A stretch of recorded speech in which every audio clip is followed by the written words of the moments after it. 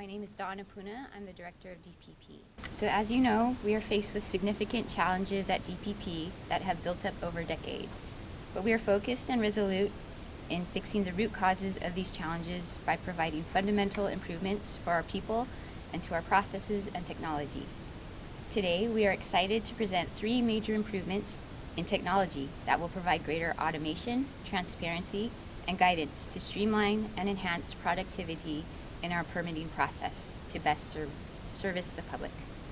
Just to give you an idea of the state of DPP technology, in 2021, when the current administration took office, DPP was using this for transferring payments. For those of you who are too young to know, this is a pneumatic tube, used long ago by bank tellers to suck a tube of money or checks from one location to another. We are moving well beyond pneumatic tubes. We aren't going to suck anymore. These 3 tech initiatives will not only bring us to current industry standards, but will put us on the leading edge. First, as Mayor mentioned in his State of the City, our older than the iPhone permitting software called Posse will be replaced by Clariti's community development software. The choice was made after months of research and deliberations by our in-house tech staff team. This is an all-in-one permitting platform designed to streamline and expedite permit processing, inspections, and enforcement. With modern web-based custom portals, integrated land management tools, robust mobile applications, intuitive reporting, and workflow features. This new solution will enable the DPP to enhance operational efficiency and service delivery. Implementation of Clariti's community development software is underway, led by Speridian Technologies, a trusted Clariti partner. We began implementation last month and are in our 5th week of discovery. The project is to be completed in a total of 18 months, with rollout of some public user capabilities at the midway point. The cost of this project is $5.6 million over 3 years, paid with federal fiscal recovery funds, commonly known as FRF. Secondly, last July, DPP moved to 100% electronic or e-plans for the submission of plans under our ProjectDocs system by Evolve software. In the next 6 months, DPP will complete a major upgrade to the ProjectDocs system that will provide significant advantages to applicants and will seamlessly integrate with the Clariti community development software. In 2 phases, ProjectDocs will move from on-premise to cloud for faster processing and higher performance, and then upgrade to provide significant features, such as in answer to "Where's my permit?" applicants can add project team members, landowners, etc. to allow interested parties to view permit status and comments. Users will see auto-calculated times so DPP or applicant can clearly identify who is holding it up and who's not. Users will have the ability to download comments and markups into an Excel sheet that can be shared with the design professionals prior to the end of review cycle. Step-by-step task instructions will be provided for applicants that clearly indicate exactly what needs to be addressed. The cost of the ProjectDocs upgrade is $206,000, also paid with FRF monies. Lastly, with the proven success in 2023 of implementing artificial intelligence or AI with a bot that helped to eliminate the 3,600 in backlog in the pre-screen phase, DPP is driving application and development of AI in the core code review phase. DPP has partnered with CivCheck, an AI-based software company, to implement Guided AI Plan Review, or GPR, a platform that uses proprietary AI technology to simplify code compliance and plan reviews for both permit applicants and public agencies. The result is a more rapid, accurate, and predictable permitting experience. CivCheck will help fill the information gap between DPP and applicants, so applicants fully understand what is expected in their plans, thereby elevating the quality of submissions and reducing the number of review cycles for fast, successful review and processing. CivCheck will help to educate and train staff on applicable codes in the plan review process.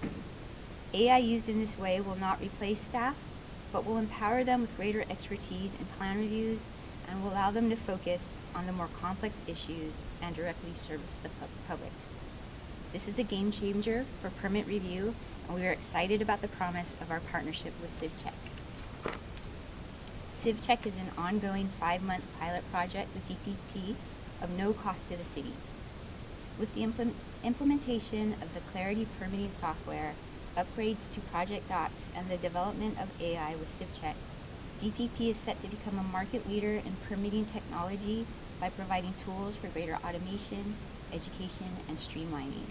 We are excited for these tools that will bring substantial advancements and benefits to our staff and customers. That concludes, well, that's what I have to say about our new technologies, and I'm available to answer any questions. Thank you. Hi.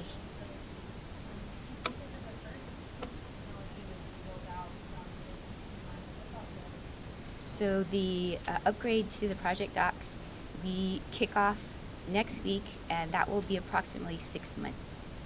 And for the CivCheck AI, we're already into the pilot, a month into the pilot.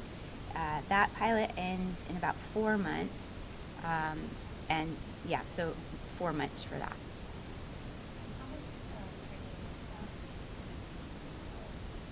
So part of the contract with Speridian and Clariti includes training. That's probably the key in a lot of these technologies, is training staff to really understand how it works and how to best maximize each one. So definitely for all three, there is training incorporated into the whole implementation.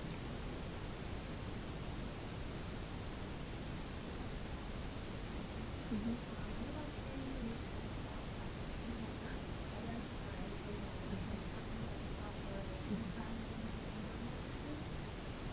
Yeah, it's an upgrade of our current ProjectDocs for e-plans. But yes, that's a very good question. On the outside as well, we believe that applicants should be well trained in a lot of these new technologies, so that will be part of the implementation too.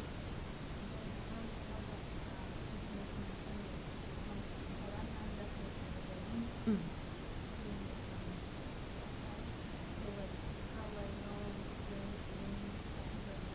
Sure, we will post it on our website, but if needed, we'll also do press releases, etc., so we can get maximum participation. Hi. So, after we did the pre-screen backlog, we got rid of that. It has shifted. As far as numbers, I think we're kind of holding steady at the same times. I think we reported average of around 12 months for commercial and maybe 6 to 9, maybe 6 months for residential. I think that's kind of held steady because we have all of these things going on where staff are kind of pulled from their normal day-to-day, and so they're working on these projects. But I think we're working on it. The backlog, as Mayor had reported in his State of the City, we believe in a year's time the residential will come down substantially to 2 to 4 weeks of DPP review, and then commercial, we hope to have that reduced as well to 6 months or less within the next couple of years.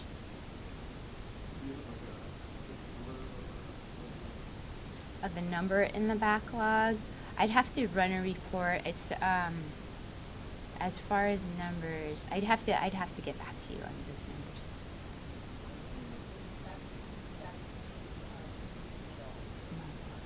So I think that it will, so for some of them, for instance, the ProjectDocs, a lot of the benefits that you'll see through that, which is 6 months, will be mostly for new applications that are coming in, that they can take advantage of the transparency of where their project is or their permit is in. So I think that, once ProjectDocs and even the AI, I think when we look at the AI, when some of the projects go through there, we will see shorter times.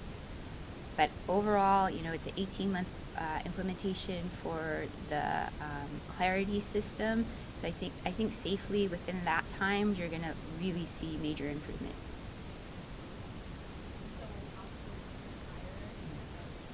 So Posse, we're going to have to go concurrently, continue to run Posse while we implement. So even in the next 18 months, it's going to probably take that amount of time for us to kind of like switch over and to move to Clariti while continuing whatever's currently in Posse.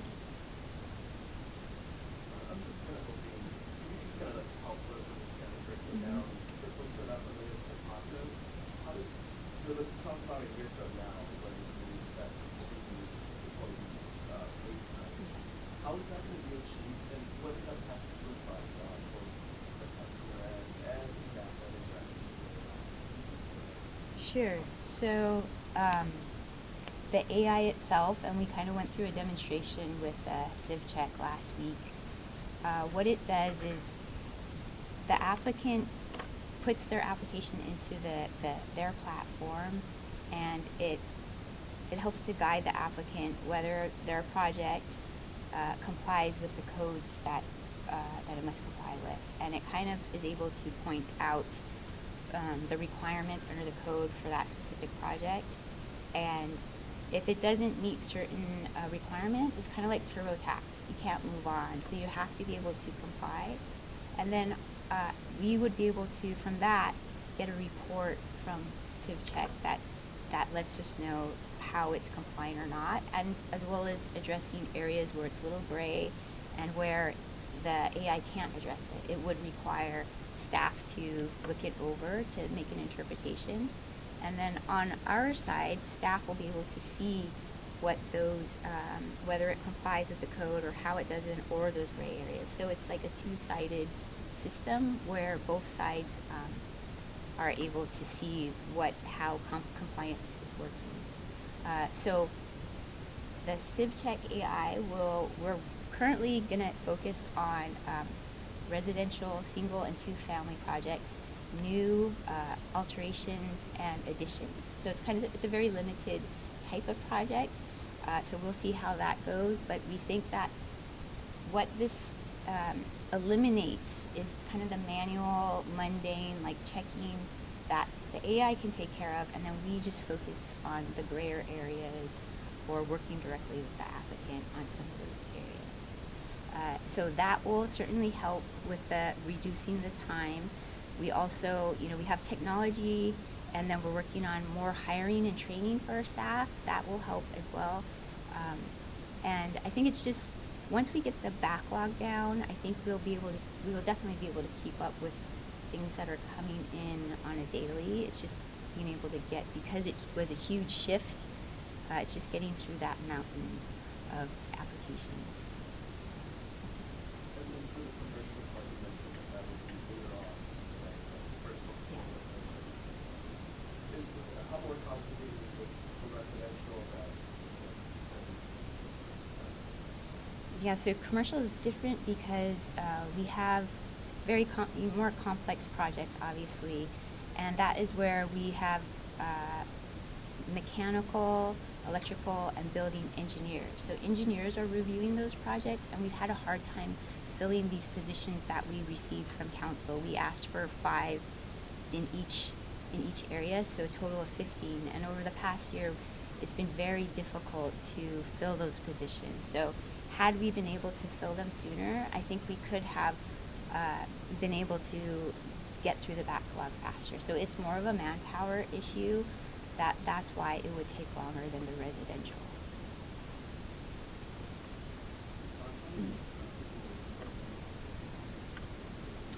So I think we're hovering around 25%. We were able to, I can't remember the exact numbers, but we are net positive. Like, we've hired something like 68 over the past year, but we have, retirements, people leaving, but we are in the positive. It's just, it's kind of in a weird job market.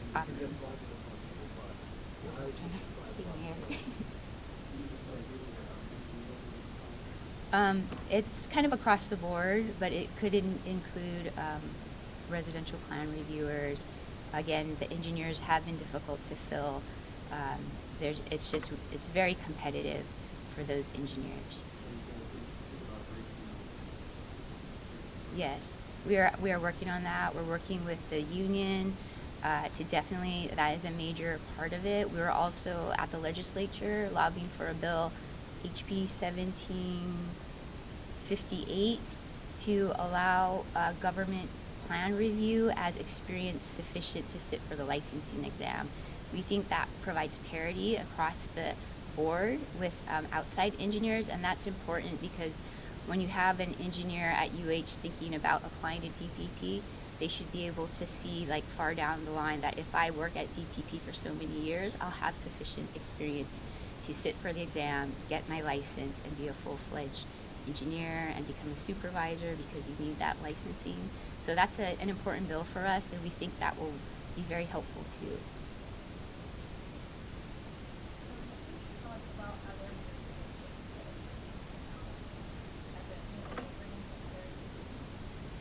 So our in-house team, for several months, they worked together to vet. We looked at 15 different demonstrations of various vendors for the Clariti, for the permitting software. So they really looked at what is available, what Clariti has done in the past, and what other vendors are capable of doing. So we feel very comfortable after all that vetting that Clariti will be able to do what we need it to do to better serve the public.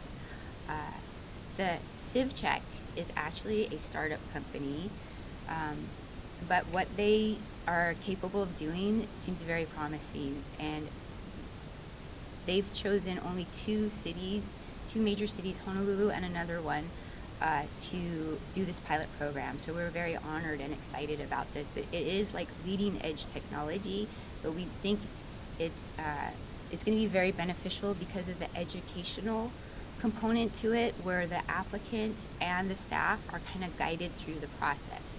I think other AI technologies, they don't have that same capability. They're more black and white, like it meets it or it doesn't. But with this one, you can actually see which code applies, how it should apply, and I think that helps with our training and just making sure that our staff are very much like capable in code review.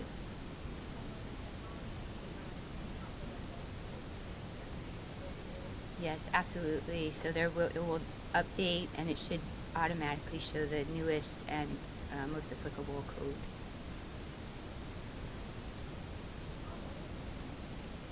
So the current Posse system is, I think it was 1998 that they first installed it. So it's pretty old. So the funding for the new system, yes. So we used federal monies for that. It's $5.6 million over 3 years, which includes implementation as well as maintenance, etc., which is normal for a system like this. Yeah.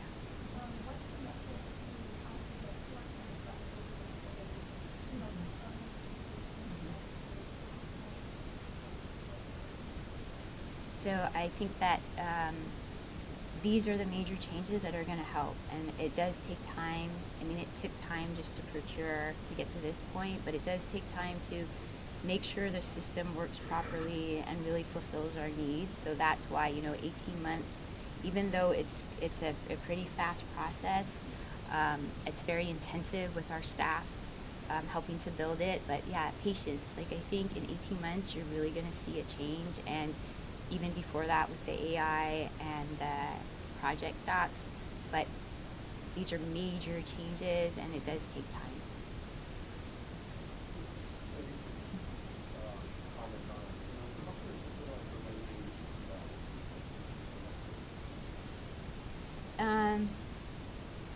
That's a good question. I don't want to speculate past administration. I have to believe. I'm just being served myself and saying how confident Brian and Don. When we looked at the 2019 audit that was done, we looked at the 2019 audit that was presented to the prior administration in January of 2020. It cited everything in the course of action, if you will, that we are currently taking. Only nothing happened. And I kind of look at that and give them somewhat of a hall pass, because a few months after that audit was presented, COVID hit. In 2020, all the way into our coming into office in 21, was impacted by that. But as I've said repeatedly, our fundamental approach across all departments is about problem solving. And in order to problem solve, you have to first really understand the problem. So we had the benefit of an audit, yes, but in order to really understand the dynamics of what's happening in DPP, You had to get down into it and live it. And so we did that, and then you have to develop the right solutions. And so it's part of that solution, and the amount of work that went into deciding on Clariti was not insignificant. So to your questions, just as one example, along with the other aspects of that. So now we're in that situation where we understand and believe in the solutions that we're offering, and now we're executing. And that takes some time, because this has been, as we said, decades. I said in my State of the City address, this Posse system is older than the iPhones in your pocket. Think about that. Just as a simple analogy of how far technology has come. And as far as I'm concerned, I came out of a technologically driven business for 40 plus years. So I came into it understanding that the city, because I read that audit before we came into office, had not invested in technology. I just didn't know what that meant. So it was really surprising to find out how archaic some of our systems were. So, this is akin to trying to change a tire, as the old saying goes, going 60 miles an hour down a freeway and changing a flat tire at the same time. It's not easy to do, but we feel really confident in the decisions that are made. I have great confidence in Don, and they've been labored over, and we've had the benefit of a lot of input and stuff. So we go forward now. We go forward at trying to address problems that have been decades in the making, decades of frustration. We recognize them. We're operating with the highest and greatest sense of urgency you can possibly do under these circumstances. It's not easy hiring people, too, at the level of expertise, which is why I think even more so now our ability to embrace AI is real important for us. So that's where we are. And, we all wish it was a lot better today than it is. So we're not where we want to be, but we will get there. And I just can't say enough about Don. I wasn't even going to speak today, but as I sit here, because I know the amount of work that's gone into this. And this is a big undertaking. And I would tell you this, people told me as mayor, you will never fix DPP. It is the holy grail in the city, and you will never get that done. And I am confident, and I said it before, and I'll say it again, we will. And we are on the right track, and we are making the right investments, and we're making the right decisions as it relates to personnel and how we operate. And it's all predicated on bold decision-making, which she knows what she's doing, and we're backing her up all the way. Okay? I've got to get downtown, but I'm sorry I was even late. We were in another meeting, but I wanted to sit in here today. Today is a seminal moment here. This is Don's show, but I just want you to know that. I'll take one question. Anybody have a question before I run out of here? Yes, ma'am.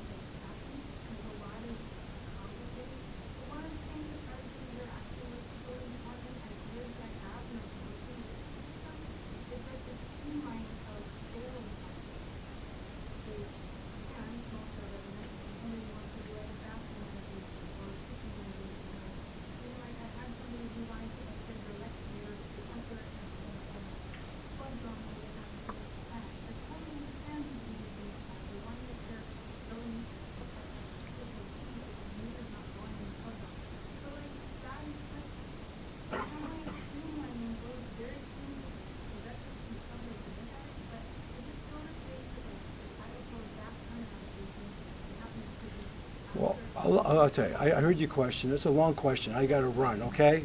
I appreciate your frustration and listening to what you're saying. I think we're taking an approach, I'll let Don answer that, with respect to small-scale projects. We've got a permit approval process that way. We get the backlog. I would tell you, I think we're going as fast and as hard as we possibly can. And I can appreciate the frustration, and that's what we want to alleviate. There are some things that we can do to make things faster right now. Nobody, but we are in a good place right now as far as a solid foundation of understanding and problem solving. What I can tell you, you might want to talk about this. If you're talking about a bathroom versus building a building, believe me, I think we'll get the bathroom thing handled right now. It's building the building is a little bit more complicated. I'm being facetious, but it's exactly that. One of the lines is from Jason from Building and Streamline magazine. So the professionals of building. Yes. Any more words of encouragement for them? They're looking at you saying we're losing money, we're losing. Now, well, we're talking to them, Jason, and you know that, and they're working with us, and we've opened up our operations, and they know that. They're really in a lot of approval. We got tasked with people agreeing. They like the decision-making that's gone on. That's the best we could tell them. You can't do it any faster than if I told you, go out there and give me a 6-foot, 20 to 250-foot condominium next week. Can't do that. I know how to do it. We'll get it done. I can't do it next week. That's where we are right now. We're in the foundational stage of having made a lot of bold decisions on how to solve a very complex problem that's plagued this city for decades. And we're doing it now, but it's not an overnight kind of thing. That's what I say to them. All right, good. I gotta go, I'm sorry. Take care, thank you. In answer to your question about the smaller project, that's another part that we're looking at too. It shouldn't be the same length of time or process. There are also other implications. So the flood zone thing, that's a federal requirement. We have only so much, capability to say what we will require or not, but that is out of our hands. But we are trying to always kind of monitor what new requirements are coming up so they don't become an extra step, an extra burden for applicants. But we hear you, the smaller projects, we want to at some point kind of have different pathways that are a lot more streamlined and shorter for those types of projects. And then I was just there's another thing that we're doing too as far as more near-term relief because of the backlog. We have a procurement out currently for ICC code reviewers. So that will bring in a third party under our supervision and monitoring, and they will be able to take on some of the commercial projects, which I think will help also to quickly bring down the backlogs. But we aren't, we're not moving linearly in all these things. We're trying to address technology, people, processes all at once, just trying to do as much as we can at a really good pace to get things done. But we can only do so much in a day, but we are working really hard. We hear you, and we want to certainly improve quickly.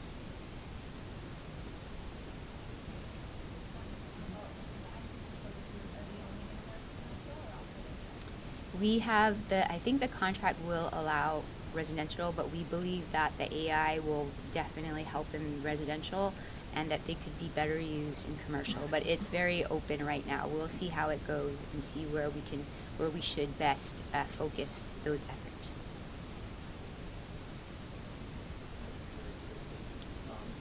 One of the questions or one of the issues that has plagued these years that not a lot of people understand is the low level of quality of applications. So you have everything from highly trained professionals who know what the standards are and how to submit adequate drawings that already comply with a lot of the requirements. But then you have a lot of people who are mom and pop builders, people who are just trying to do an addition to their home without necessarily working with a professional.